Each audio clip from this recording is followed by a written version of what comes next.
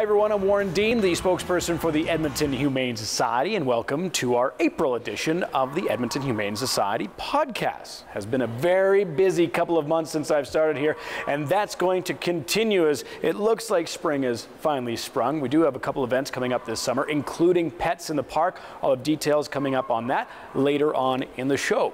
Also coming up on this month's edition, we get a visit from our good friend Shauna Randolph, and she has a mouth-watering fundraising project to tell you about. We're going to meet Bill Blahoun as he tells us about his wonderful wife Diane and the special dedication in her memory here at EHS. And we found a toy at Bingo's that challenged not only our pets but the EHS staff. Find out who won that battle. We start off this month with a reminder of how to properly bring in your unwanted animals. There are many risks involved, and even though it's a little bit warmer out there, we have to do things in the proper way. A lot of time when we come in the mornings, we check the outside sidewalks and we find people have left animals in makeshift boxes, cat carriers. This morning there was a cat taped into a litter box. The problem is that even though we are coming into the warmer months, that the temperature going from the extreme cold to the extreme heat will still affect an animal drastically, especially when they are in a confined area. It gets really hard to breathe and they can overheat. The other thing is, as secure as somebody thinks they are making, we have had several animals escape and we can't find them.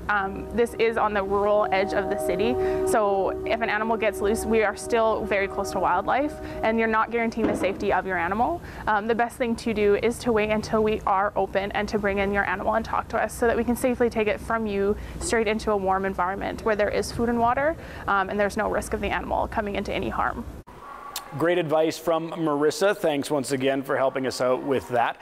Of course, April, it still does get a little chilly overnight, so you want to take that under consideration with your animals. If you do, keep them outside. Coming up on the podcast, we had a special dedication for a very special lady. Bill and Diane Blahoun had moved to Edmonton in 1967. They were able to retire in the early 2000s, 6 months apart. Bill had worked for the federal government, Diane for the provincial. They had 8 years together in that retirement before tragedy struck. A speeding and drunk driver ran a stop sign, hit their car, and Diane lost her life. It's very fitting that Diane's memory will live on with her legacy on the walls of the Edmonton Humane Society with the Humane Education Center. Animals being a big part of Diane's life. Diane was like a huge lover of animals, and she grew up on a farm east of Edmonton, and her first experience would be with 4-H cattle. She raised calves for the 4-H and showing cattle, and that was one of her loves, and I think she really appreciated being around animals. Dan always treated animals like, I didn't know her back in those days, but even just talking about things, she always felt that animals were less fortunate than us and they needed care and attention, and also she felt that they needed love, and we kind of developed that over the years and supported the SPCA. One year a stray cat showed up at our house and we took it into the SPCA, and we went back next day and adopted it because we just missed it so much in that little period of time. And we had that cat for 17 years, and she was a diabetic and she was blind, so we had to give her shots twice a day. It restricted our travel quite a bit because who do you get to give your cat shots, right? Yeah. Yeah. So. Helping others was a big part of who Diane was. Animals or people, it didn't matter. Diane just wanted to help. She dedicated quite a bit of her own time while she was working to mentoring University of Alberta business students and working with student placement offices to try to find students jobs. And a lot of this was done through work, but also she did invest her own personal time in doing that. That's basically what she was like. And she also served as an advisor to the NAIT School of Business during her period of work for the provincial government. She did volunteer work as well, and for a while was involved involved with breast cancer patients and counseling them, and she attended some sessions, and I recall one that she attended in Grand Cache, which was a getaway for breast cancer victims. I don't know what went on to any great extent, but it was so fulfilling to Diane. She just loved to do that, to help other people, and that was her reward in life, I think, is just to be able to help other people and not necessarily be recognized for it, because quite often she wasn't.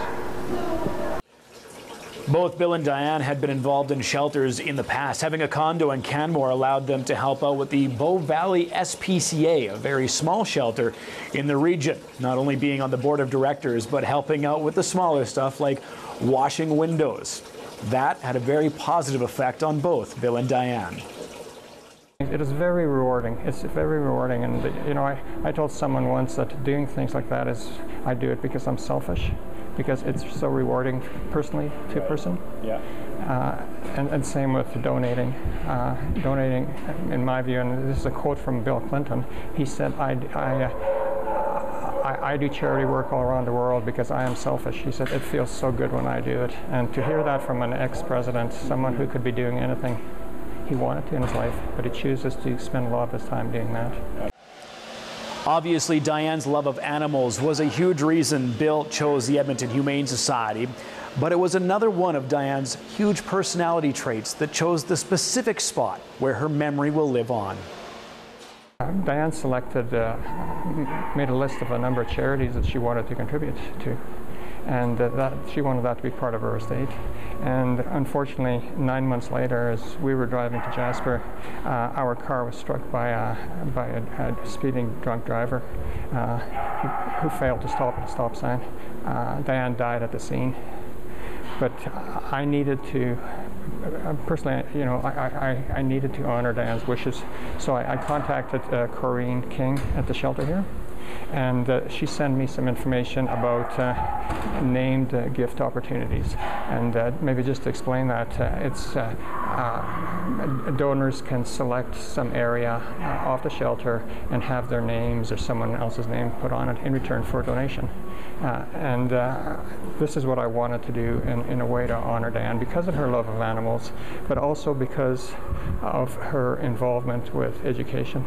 I went to the facility to meet Corrine one day, and she was going to give me a tour of the facility, which she did eventually. But I walked in through the door, and I saw the sign that was on the wall, and basically it was a Humane Education Center, but it didn't have Diane's name on it. It was a Humane Education Center fostering curiosity, creativity, respect, and critical thinking for a better world. Imagine the world we can create. And keep in mind, Diane's name wasn't on there. This was one of the areas that was available for a naming opportunity.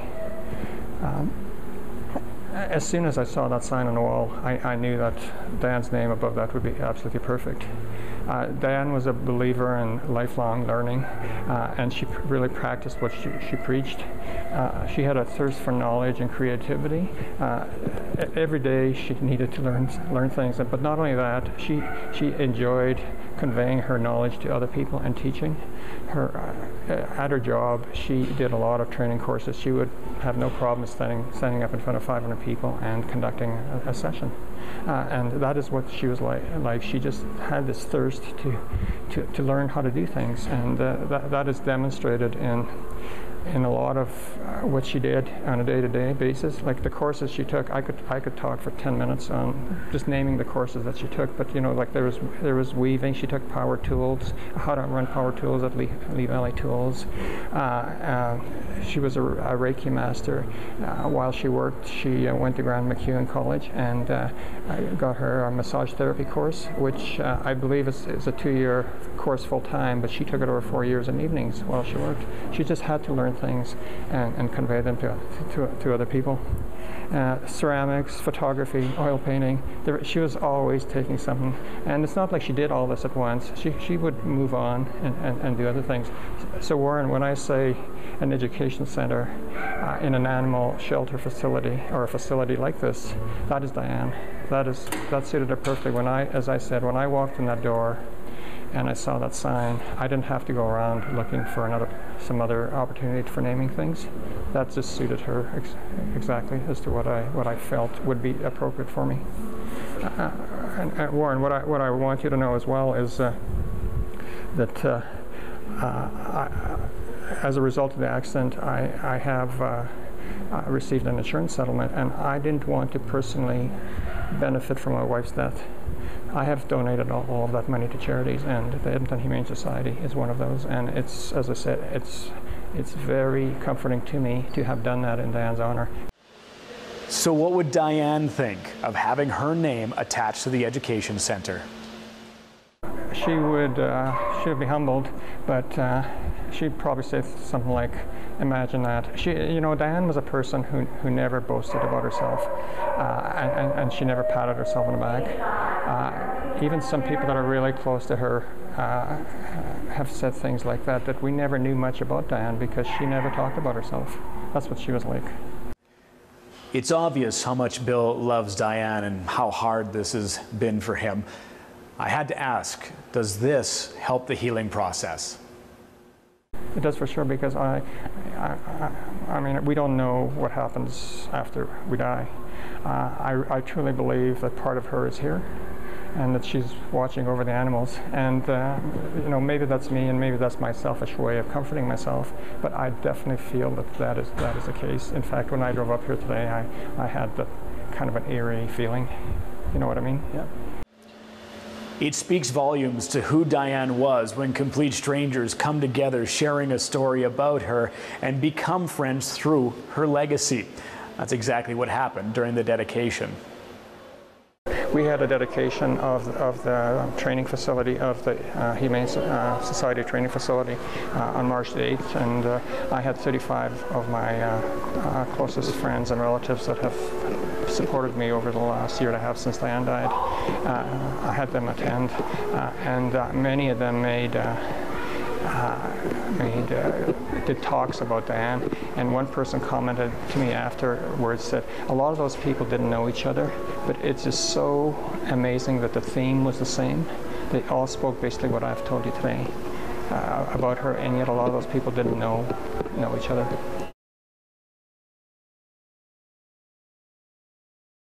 Many of you have helped share your success stories with us here on the EHS Podcast. So whether it's been just your dog finding its forever home, becoming a hero, or helping it along as it gets over some behavior issues. A lot of these stories happen right here in the walls of the Edmonton Humane Society. One such story happened over this last month, and we want to share that with you now. Badir came to us as owner surrender. The guy had a couple of unexpected litters, police spay and neuter.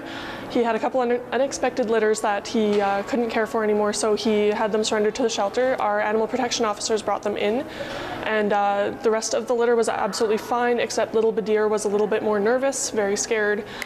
It was very severe. There was quite a conversation if she was even, really if she could be worked with, if she was just so far gone with the lack of socialization, because in that first 4 months with very little socialization, she got nothing in that critical imprinting period. So everything was scary to her. She was actually trying to bite our APO, and the APO ended up wrapping her in a blanket for safety, for her own safety, and then to lessen Badir's stress a bit. She was brought right to the back of the shelter with the blanket wrapped around her. I never actually got to see her. I just brought her back, set her up. We set her down in the blanket. She kind of rolled out, gave me one look. I just did kind of a normal puppy, baby talk greeting, and she wagged her tail ever so slightly. Then her eyes got wide and went, "Oh my gosh, what did I just do?" and ran to the back of her kennel. She pretty much stayed there for about 3 days. In that time, we tried a lot of hand feeding, so all of her meals came from human hands.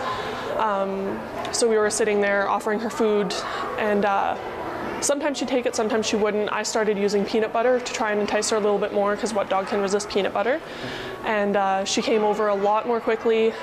So we'd start every meal with peanut butter. She'd come over, eat it, and then run off. We had volunteers offer to sit outside of her kennel and just read to her. Any book, didn't matter, just so that she'd get used to the sound of a human voice. She had one, the first kennel she was in actually had kind of a metal divider that she would go and hide behind. It had a tiny little 1-inch gap, and that's where we started most of our hand feeding. Is she felt safe in there. She couldn't bite me while she was in there, so that's where I did a lot of my hand feeding with her at first. Then to bring her around even more, I started bringing my dog back with me as she is a puppy, or as Badir is a puppy. We couldn't have her mixed with other adults for disease management, but my adult Lola is fully vaccinated, so I brought her back with me, and as soon as Badir saw the other dog, she lost her mind with joy and excitement, started ripping around, and because of that link with Lola to Badir, Badir came to me a lot quickly, so between Lola and the peanut butter, me and Badir became bestest buddies. We started generalizing to other people as well, so I'd have myself in the ward and then bring someone else to meet Badir as well. And from there we just kind of kept growing that little bit safer and safer, a little bit farther and farther each time, so it was safe for her. She actually ended up with kennel cough, so she was in canine hospital for a little while where medical became very attached to her. She got lots of cuddles from them. And then from there she went straight into a foster home with one of our longtime dedicated behavior fosters, and that's where she is now. Her foster mom checks in with me almost every day, letting me know how she's doing. I guess she's doing really well with meeting people. Her husband actually asked her why this puppy is even in foster. She's doing so well. Completely normal puppy. No other behavior issues have cropped up. Sometimes when you see that extreme fear, you'll get separation anxiety or something else in there as well. Between the work we did here and then now in the foster home, there's been nothing else coming up, and she'll be probably up for adoption pretty soon. Badir's success story is almost complete, as he will be up for adoption very soon, and it shows you just how far one animal can come with a lot of love and a lot of patience. April showers may bring May flowers. April burgers bring a donation to the Edmonton Humane Society. Shauna Randolph, our good friend, stopped by to tell us about a mouth-watering fundraising event she has on the go.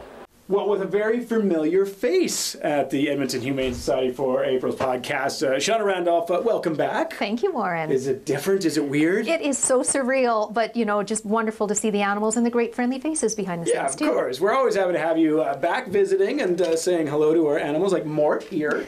But you're here for a special reason today. Yes, I have teamed up with the Century Hospitality Group of Edmonton. They're known for the deluxe burger bars in Edmonton, and they do a special burger each month, and they asked me to design a burger for the month of April. It's called Shauna's Italian Burger. Nice. And then every burger that's sold $1 will go toward the Edmonton Humane Society's foster care program. That is the benefiting charity and the program that I chose. Very cool. So when was it this was presented to you? Were you like, oh my good, I've never created a burger before? How did you go about this? What's the process? Well, basically you design a theme, and then Chef Paul, very well known in Edmonton, he's the big chef behind the deluxe burger bars, he then creates it and tests it, and it passed. But it wasn't my creation, my husband really did it. He came up with the idea, but it's really a good creation, I think, and very tasty. And yeah, tell us about the burger itself. It's an Italian burger, and it's made with Italian sausage in the patty, and it has garlic aioli sauce on it, and capicolo ham, and provolone cheese. Am I getting you drooling in? Yeah, all day I've been thinking about this burger, so I was kind of hoping you'd bring some. But... yeah, oh no, you have to come down and do right. it. And the big thing too is that the people behind all of the beef with Hospitality Group, Century Hospitality Group, are part of the Angus food chain, and so well known for being humane with their animals. And that's another reason why I said absolutely, I'll go ahead with it. Fantastic. Well, speaking of this burger, how do we get involved? How do we get our hands literally on this burger? So there's 2 deluxe burger bar locations. There's one in Crestwood in West Edmonton, and then one called McGrath, which is in Terwilliger. You can go to their website and find the exact locations. And you buy one, and we'll also have the usual donation boxes. They're shaped like dogs for Humane Society. They'll be there too if you want to throw in a little extra for the fund. But really with the burger, $1 from each burger goes toward this fund. And I chose it because the foster care program is so often overlooked. And these foster parents, they're volunteers, you know, that open up their hearts and their homes to these animals that need 24-hour care. And they're always around the shelter. I remember seeing them scrounging for, can I have a little bit of extra cat treats or whatever? So I really wanted this particular program and those wonderful volunteers to benefit and get a lot of extra supplies. So that's what it's all for. Fantastic. And it goes for the whole month of April. Whole month of April. So you have a whole month to help out. We're going to, of course, try to get you more involved down here at the EHS with this burger. So look for stuff on that. And, of course, good good luck with it. Thank you so much. And you have to try one and come down yourself, Warren. Absolutely. Everybody watching, so come buy a burger and help with the Humane Society. That burger, by the way, is delicious. I had it last week, so make sure you have yours and help donate to the foster program here at the Edmonton Humane Society.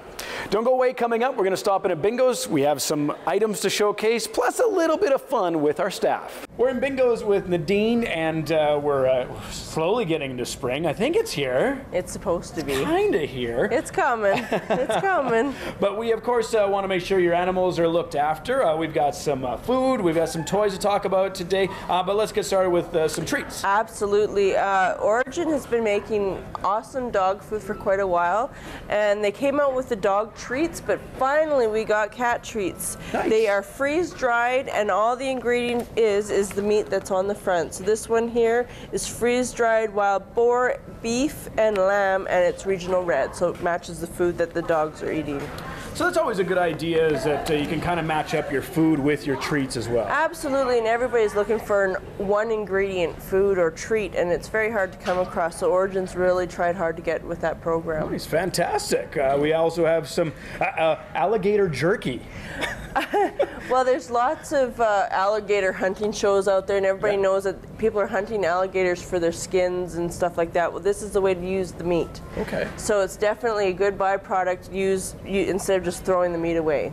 Very nice. So, and these are for dogs or cats? Dogs, and dogs love them. We got some samples, and every dog loves them. Nice. And they're not that bad for smelling. Some are really smelling. Okay, awesome. These are pretty good. We also have a food special here at Bingo's this month. Yep, absolutely. We got nutrients. It's buy one, get one free. So definitely come on by and help us out, get rid of them. Yeah, great deal there for the pet. Let's move on to our toys. This is people love when we feature new toys here. This product is from Kong, which is a very popular brand. Definitely. It's a really cool interactive cat toy. It's battery operated, and these little feather things bounce around, and the cat can't not want to get them. So it's pretty cool to watch them. And I can imagine that it's hours and hours of fun for the cat as well. Yes. Now this is something, we have a special feature with this toy, but I do want to I would want you to explain this toy before we get to what we did with this toy.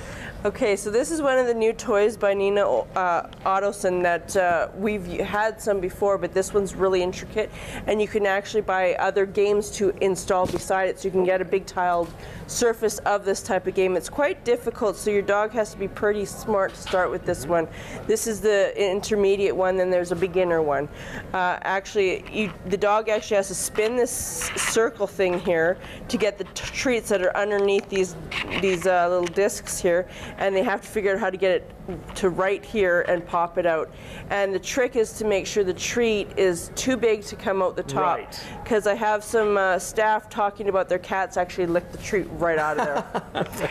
So that's smart as well, but it's not the purpose of the game. We took this game, Nadine, and we not only had one of our staff dogs try it out, but we also thought it'd be fun to see how smart our staff is. Absolutely. And see if they could solve this game. It is quite intricate. All right, it's test time, so we're going to test out this furry friend toy, our Mix Max puzzle, and we're going to see how smart our EHS staff is. We're going to put these candies in there and see how long it takes them to get the treat.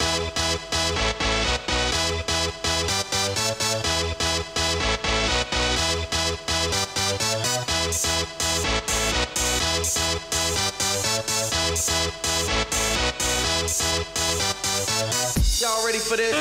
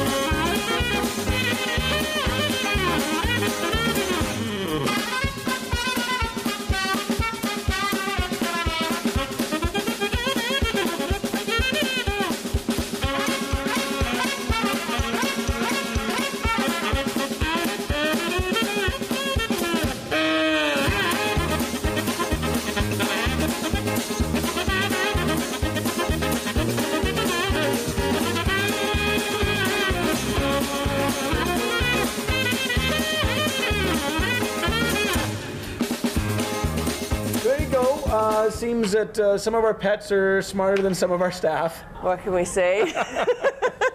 All these toys, all these treats, and the food deal, of course, down here at Bingo's all month long. And of course, come and see us. Absolutely. And remember, anything you do purchase in Bingo's 100% goes right back into the Edmonton Humane Society.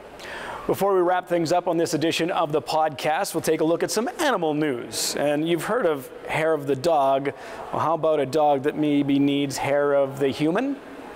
This is Charlie. He had ethylene glycol poisoning. How does a veterinarian solve this issue? Well, with vodka, of course. Alcohol alters the chemical reaction and stops kidney failure from happening. Now, don't worry, Charlie didn't do shots all night. The vodka would have been administered through an IV. Charlie fully recovered, that's the good news, and swore that he was never going to drink again. Now, I used to be a weatherman on TV, I don't know if you knew this or not, and we used to get blamed for, well, basically everything. Now maybe you could blame your cat. According to folklore, cats can predict the weather, kind of. A cat's sneeze is a sign of rain. A sign of a downpour is a cat washing behind their ears. Is your cat snoring? Foul weather is on its way. Another sign of a storm, when a cat lies on their back and head with the mouth turned up, and when a cat washes their face with their back to a fire, we can expect a thaw in winter. Maybe we get rid of the groundhog and we have the cat predict the spring that we all want, sooner than later. I want to remind you that the 22nd annual Pets in the Park is coming up. That is happening in June. If you want to get involved, you want to know how you can get involved, check out our website and learn more information. We'll also have more coming up in next month's podcast about Pets in the Park.